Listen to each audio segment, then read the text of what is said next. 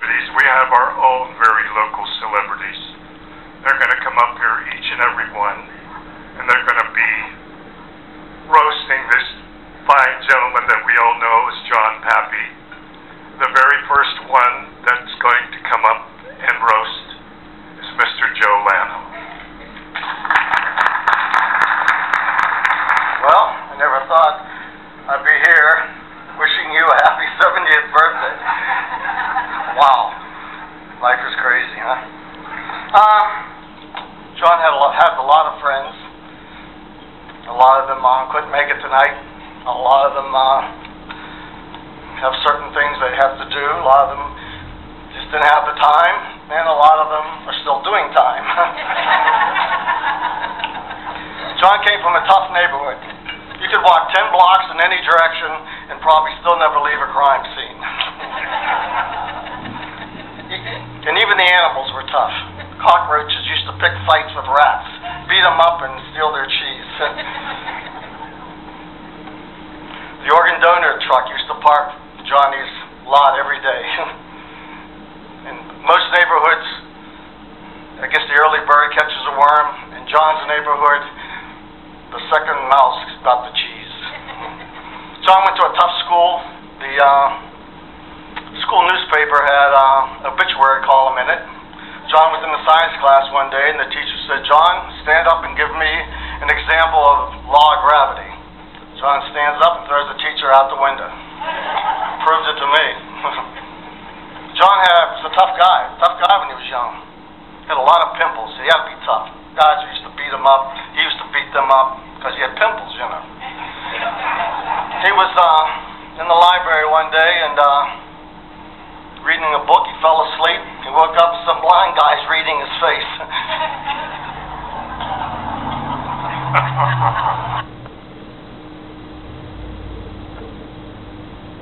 Owner in a club called the Panther Room.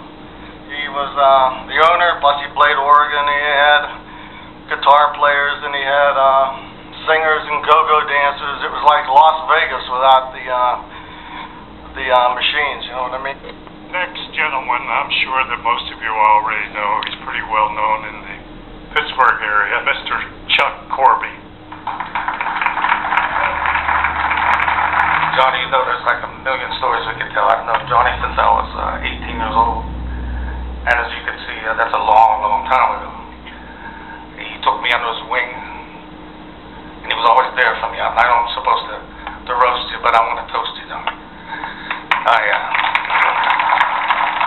If it wasn't for this man here, I probably wouldn't be here. I mean, that not only in my musical life, but in my personal life. He was always there for me, and I put him through a lot in my life. And he always took me back. And he always was there when I needed him. He picked me up, he turned me around, and he changed my whole life. And if it wasn't for him, I wouldn't be here today. I love you, Johnny. That's all I can say. I love you so much. Mr. Chuck Corby, ladies and gentlemen. This next gentleman, he was named after a vehicle. And I've always been very jealous of this man. Not for his musicianship or the way that he can play two horns at one time. I've not been jealous of, like I said, of his musicianship. I've always been jealous of his beard. He's got the thickest, whitest, most colorful beard I have ever seen in my life. This next gentleman, like I said, was named after a vehicle, Mr. Johnny Vann. Well, I got to be honest. I really wasn't prepared for this. I wasn't. I don't. If I said I was on a list, I didn't realize I was going to be. But me and John go back a long time ago, and we had some great times together. I know John has a few articles in his house that really, he didn't really buy them.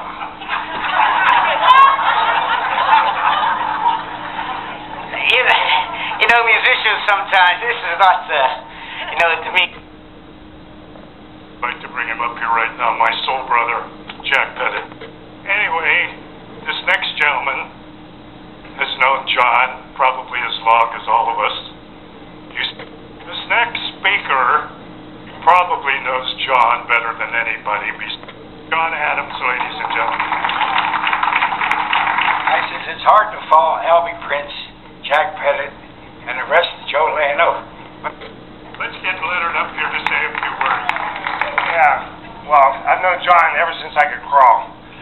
And I haven't seen him for a lot of years because I moved to California and I came back 20 years ago. I saved the very best for the last. This is a letter, and I now would like to.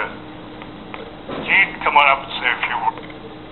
No, I want happy birthday sung to me again, okay? Because you guys didn't finish it. It's not fair. Anyway, I'd like to recite this poem for you. Thank you. I'd like to bring the man up here himself now so he can say a few words. Ladies and gentlemen, our guest of honor, Mr. John Papi.